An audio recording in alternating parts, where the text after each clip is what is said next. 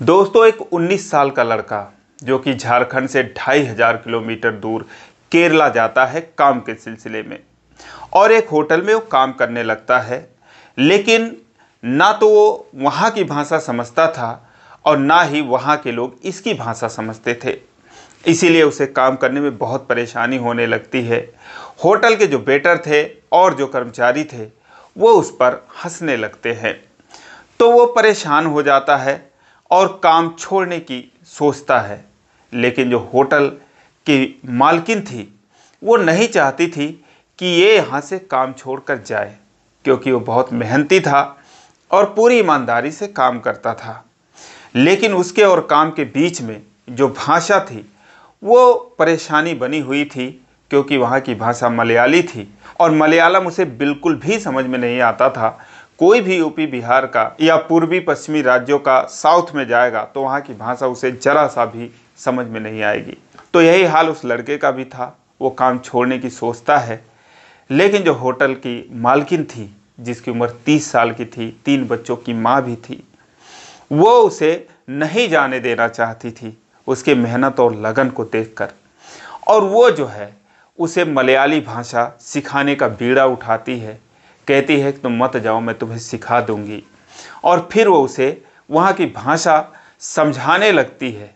लेकिन दोस्तों, वो लड़का भले ही भाषा नहीं जानता था, बाकी सब कुछ जानता था। और एक दिन कुछ ऐसा होता है कि जिसकी कल्पना भी नहीं की जा सकती। दोस्तों, बहुत ही इंटरेस्टिंग कहानी है। आइए जानते हैं पूरी कहानी इस वीडियो में। लेकिन वीडियो में आगे बढ़ने से पहले बस वही रिक्वेस्ट कि वीडियो को लाइक कर दीजिए, चैनल को भी सब्सक्राइब कर लीजिए ताकि मेरा हौसला बढ़ता रहे। दोस्तों, नया चैनल है, नई शुरुआत है। आप लोग वही पुराने लोग हैं, मुझे चाहने वाले लोग हैं, मेरे परिवार के लोग हैं। तो मैं आपसे उम्मीद करता हूँ कि आप पिछले चैनल की तरह इस पर भी मुझे प्यार देंगे, पूरा सपोर्ट करेंगे, चैनल को सब्सक्राइब करेंगे, कमेंट करेंगे और हमारा साथ ऐसे ही बना रहेगा। तो दोस्तों, आइए आते हैं आज की कहानी पर। दोस्तों, एक कहानी है झारखंड के खोरी महुआ मंडल के एक गांव सोना पहाड़ी की। उस गांव का एक लड़का जिसका नाम सफरुद्दीन होता है, 19 साल का लड़का, अपने गांव वालों के साथ केरला जाता है कमाने के लिए। लेकिन वहाँ पर सबसे आसान काम उसे लगता है होटल में काम करने का। तो वहाँ पर वो काम करने लगता है। होटल में काम करते वक्त, जैसा कि मैंने बताया, उसको वहाँ की भाषा बिल्कुल भी समझ में नहीं आती थी। तो इसीलिए जो होटल के अन्य वेटर थे या जो काम करने वाले थे वो उस पर हंसते रहते थे, उसका मजाक बनाते रहते थे। सफरुद्दीन इस बात से बहुत परेशान था। 2-3 महीने किसी तरीके से होटल में काम किया, लेकिन अब वो जिस काम के लिए लगा था, वेटर के काम के लिए, भाषा ना आने की वजह से उसे जो है किचन के कामों में लगा दिया जाता है, हैवी वर्क में लगा दिया जाता है। वो काम भी वो बहुत ईमानदारी से करता है और बहुत ही मेहनत लगन से करता है। लेकिन फिर भी लोग उस पर हंसते रहते थे, वो हंसी का पात्र बना हुआ था। इसीलिए वो सोचता है कि ये काम ही छोड़ देता हूँ। और एक दिन वो होटल की मालकिन, जिसका नाम संजना होता है, उम्र 30 साल की, 3 बच्चे भी होते हैं, उनके 3 बच्चों की वो माँ थी। वो कहता है कि मैडम, मेरा हिसाब कर दीजिए, मुझे गांव जाना है। वो कहती हैं, क्या बात हो गई, तुम गांव क्यों जा रहे हो? वो बोलता है, सारी परेशानी बताता है कि लोग मुझ पर हंसते हैं, मुझे मलयालम बिल्कुल समझ में नहीं आती है और इसीलिए मैं यहाँ पर नहीं रहना चाहता। तो वो कहती है, अब वो सोचने लगती है कि होटल के जितने भी लोग हैं, सबसे अच्छा काम, सबसे मेहनती लड़का यही है। अगर ये चला जाएगा तो हमारे लिए परेशानी खड़ी हो जाएगी। वो कहती है, ठीक है, तुम मत जाओ। अगर तुम्हें भाषा की समस्या है तो मैं तुम्हें जो है वो सिखा दिया करूँगी। वो मालकिन के कहने पर रुक जाता है, संजना के कहने पर रुक जाता है। उसके बाद वो उसे रोज़ आधा घंटा, 1 घंटा, या जब भी होटल में कोई नहीं होता था, अपने पास बुलाकर उसे मलयालम भाषा सिखाने लगती हैं। और वो जो है दोस्तों धीरे धीरे सीखने लगता है। 19 साल का सफरुद्दीन, 30 साल की संजना। संजना जो थी खूबसूरत थी और शायद उसका अपने पति से बनता नहीं था। इसीलिए वो धीरे धीरे सफरुद्दीन को भाषा सिखाते सिखाते उसके वो करीब आ जाती है। अब सफरुद्दीन, जिसकी उम्र 19 साल की थी, वो भी दोस्तों धीरे धीरे मैडम की तरफ आकर्षित होने लगता है और इस तरीके से दोनों में भाषा सीखते सीखते प्यार हो जाता है। हालांकि वो उसे मलयालम सिखा रही थी, लेकिन खुद वो हिंदी नहीं जानती थी, बिल्कुल भी नहीं जानती थी। लेकिन फिर भी किसी तरीके से उसको मलयाली भाषा सिखाई और फिर वो उस होटल में काम करने लगा। धीरे धीरे 7-8 महीना बीत गया। संजना और सफरुद्दीन दोनों एक दूसरे को जानने लगे, समझने लगे और एक दूसरे से आंखें जब चार हो गई तो ये बात किसी से छिपी नहीं, यहाँ तक कि संजना के पति से भी नहीं छिपी। संजना का पति होटल पे कम ही रहता था, उसका और भी कोई कारोबार था।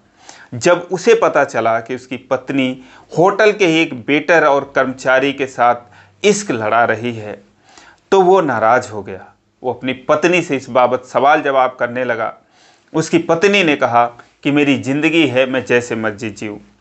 जब सफरुद्दीन से इस मामले में सवाल जवाब किया तो वो डर गया, बोला कि नहीं, ऐसा कुछ भी नहीं है। लेकिन अब जो संजना थी अपने पति को जवाब दे चुकी थी तो उसका पति उसे होटल जाने से मना कर देता है। लेकिन संजना मानती नहीं है और वही होटल का काम जानती थी, पति तो इतना जानता नहीं था, तो उसके बिना वो काम भी नहीं चलता। इसीलिए मजबूरन उसे वो होटल भेजना पड़ता है। वो होटल में आती, अपना काम देखती और सारे कर्मचारियों को देखती, होटल मैनेजमेंट संभालती और उसके बाद रात को वो अपने घर चली जाती। लेकिन जब संजना और उसके पति में झगड़ा काफ़ी बढ़ गया तो फिर वो घर पे भी नहीं जाने लगी, वो कहीं अलग कमरा लेकर रहने लगी और अब उसका और सफरुद्दीन का मिलना जुलना जो है वो आसान हो गया। उसका पति और नाराज़ हो गया और उसके बाद एक दिन उसने सफरुद्दीन को वहाँ से काम से निकाल दिया। सफरुद्दीन को बोला कि तुम अपने गांव चले जाओ। उसे डराया धमकाया गया। सफरुद्दीन क्या करता, मरने तो आया नहीं था। वो वहाँ से निकल लिया और आ गया झारखंड अपने गांव। जब अपने गांव आ गया, हालांकि दोनों की फ़ोन पर बातचीत होती रही, तो संजना से बोला ठीक है मैं गांव जा रहा हूं और तुम जो है बाद में चली आना। संजना भी कुछ दिन रही, लेकिन अब सफरुद्दीन के बिना उसका मन लगता नहीं था, तो वो होटल को छोड़कर और अपने 3 बच्चों को अपने पति के पास छोड़कर झारखंड चली आई। झारखंड जब आ गई तो सफरुद्दीन ने उसे अपने घर लाने के बजाय एक होटल में रुकने को कहा और बोला मैं 4-5 दिन में आऊँगा। अब संजना उसका वहाँ पर इंतज़ार करने लगी। सफरुद्दीन ये सोचने लगा कि पता नहीं मेरे घर वाले क्या सोचेंगे, घर वालों को मैं क्या बताऊँ कि ऐसे ऐसे कोई आया है। वो डर गया। अभी मात्र उसकी उम्र 19 साल की थी, तो इसीलिए वो संजना के पास गया भी नहीं, घर वालों को बताया भी नहीं और वो जो है इधर उधर भागने की फिराक में लगने लगा कि कहीं मैं यहाँ से भाग जाऊँ। लेकिन जब 4-5 दिन बीते और संजना उसको जब दोबारा फ़ोन करने लगी तो कोई फ़ोन पर वो जवाब ही नहीं देता था, फ़ोन ही नहीं उठाता था, तो थक हार कर वहाँ से निकलती है और फिर उसके घर आ जाती है। जैसे ही घर आती है तो अब हिंदी तो वो समझती नहीं थी और ना ही उसकी भाषा कोई समझता था। उसके सास ससुर से वो बोलने लगती है, बतियाने लगती है, तो धीरे धीरे मामला समझ में आ जाता है कि प्यार का मामला है।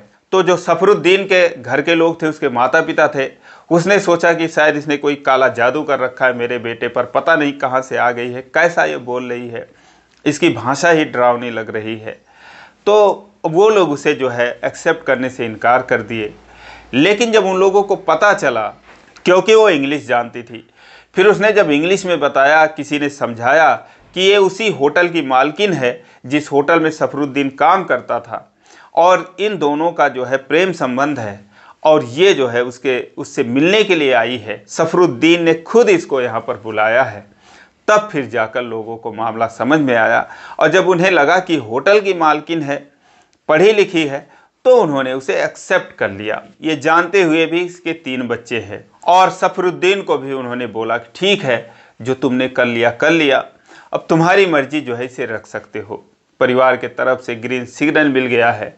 लेकिन अभी सफरुद्दीन के समझ में नहीं आ रहा वो करे तो क्या करे। फिलहाल अभी 2 दिन पहले की घटना है, मामले की जांच चल रही है।